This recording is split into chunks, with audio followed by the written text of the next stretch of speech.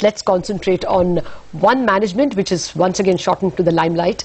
Adani Power has emerged as the largest private power producer after the commissioning of the 4th unit of the Tiroda power plant. Vineet Jaain, CEO of Adani Power, joins in. Good morning, Vineet. Thank you very much for joining us.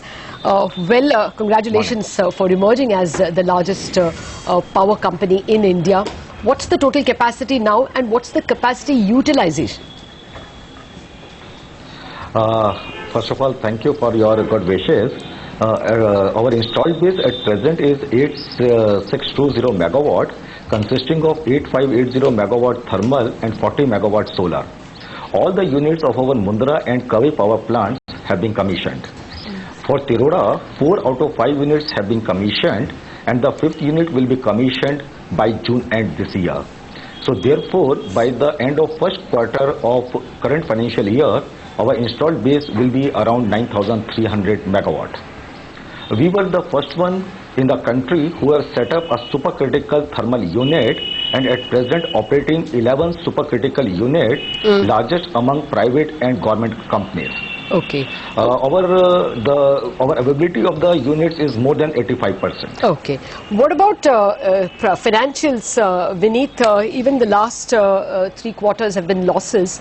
So, how will 4th quarter be? When do you get into the black?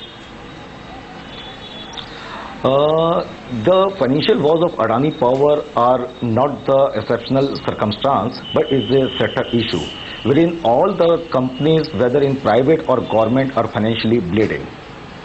There are a large number of issues such as domestic coal supplies, the higher cost of imported coal, rupee depreciation, the poor financial health of distribution companies, higher cost of capital, which is impacting the power industry as a whole.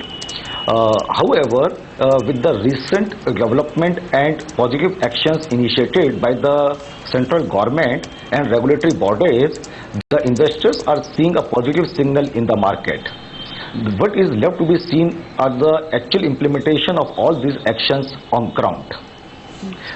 Despite such a challenging environment, we have gone ahead with our implementation plan and installed all our projects as per the schedule, because we are in the business not for a short term but for a long term commitment for nation building.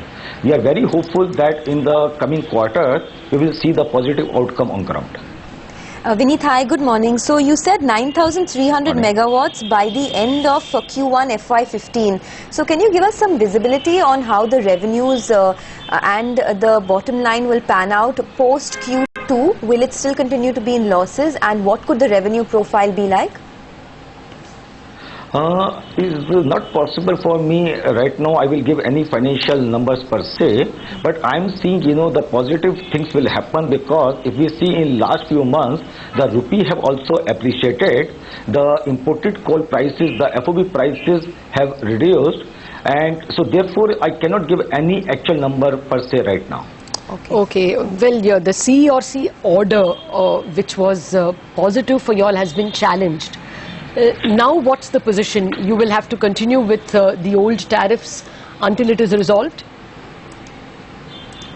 See, the issues being faced by power sector are not limited only to the private companies. Even the government companies are facing a lot of challenges, and they are equally bleeding. We believe the government authorities are well aware of the issues in hand which necessitates such an order. Besides, the power supply from Mundra will remain competitive as even with compensatory tariff as compared to the power procurement from other sources by the state of Gujarat. And Vineet, at the moment, what will you get? You will not get the new tariff, right? Yeah, actually, this order is being challenged, and this is the right of all the stakeholders, they can appeal, and this is such a vibrant regulatory environment which allows anybody can challenge, issues can be discussed, resolved. Yeah, Vineet, therefore, if with the old tariff, will you be able to continue to supply power at all? Or will it be extremely bleeding for you, too big a liability for you? Because whatever it is, at the moment, you will not get the new tariff. Yeah, sustaining operations in such a environment is absolutely a big challenge. However, as in the past, since we believe in a long-term relationship and long-term sustainability, we continue to supply power from Mundra, and we will continue further also. Okay, so what about the Tiroda and the Kawai projects? As of now, there is no expectation of a similar hike for these projects as well, right?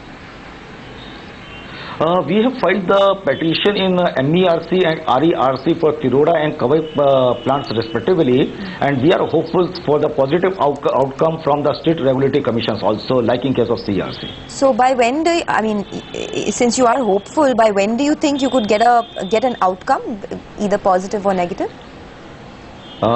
Frankly, I can't say any definite time period, but we are hopeful that next, maybe by the second quarter or so, something will come out.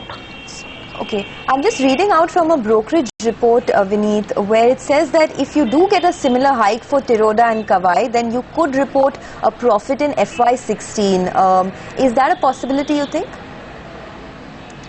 See, all this regulatory, the application we filed is only in respect of the energy charges. We have not requested for any enhance in respect of capacity charges, where also we are bleeding. So all these orders will partially mitigate the hardship being faced by us on account of the energy charges only. But, I'm hopeful, that these all orders will help in sustaining the operations in the long run for both our Mundra, Tiroda and Kawai power plants. Of this 8,600 megawatts of installed capacity, Vineet, how much is in PPA and how much are you allowed to sell outside PPA? As far as our Tiroda and Kawai power plants are concerned, is 100% long-term PPA with the respective state governments. As far as our Mundra power plant is concerned, out of 4,300 net power, we are having 3,500 megawatt long-term PPA with the Gujarat and Haryana government. Around 750 to 800 megawatt we are having available for selling in the market as merchant. Okay. And in the Tiroda and Kawai plants, what are the PPAs? Are they viable? At what rates have they been signed average? In respect of, as we mentioned earlier, in respect of Tiroda and Kawai, also we have filed the petitions in the respective state commissions. Yes. Because there also we are not able either to recover the capacity charge or energy charge fully, and therefore we have requested for enhancement of tariff for these power plants also. All right. Vineet Jaain, we appreciate you taking time out for us. Thank you very much indeed for joining us. Thanks a lot.